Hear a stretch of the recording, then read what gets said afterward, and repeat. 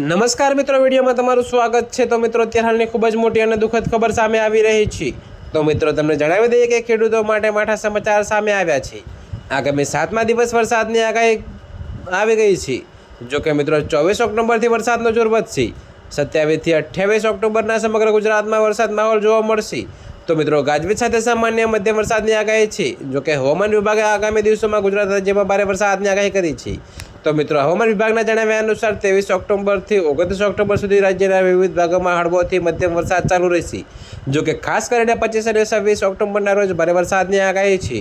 જો કે હવામાન વિભાગના જણાવ્યા અનુસાર 25 ઓક્ટોબરના રોજ ગુજરાતભરમાં ભારે વરસાદની આગાહી કરવામાં આવી છે। જી હા મિત્રો, તો તમને વધુમાં જણાવીએ કે 26 ઓક્ટોબરના રોજ ભરૂચ, પોરબંદર, જૂનાગઢ, ગીર સોમનાથ, અમરેલી, ભાવનગર, રાજકોટ અને દીવમાં પણ ભારે વરસાદની આગાહી છે। તો માછીમારોને આ 2 દિવસમાં દરિયો ન જવાની સલાહ આપવામાં આવી છે।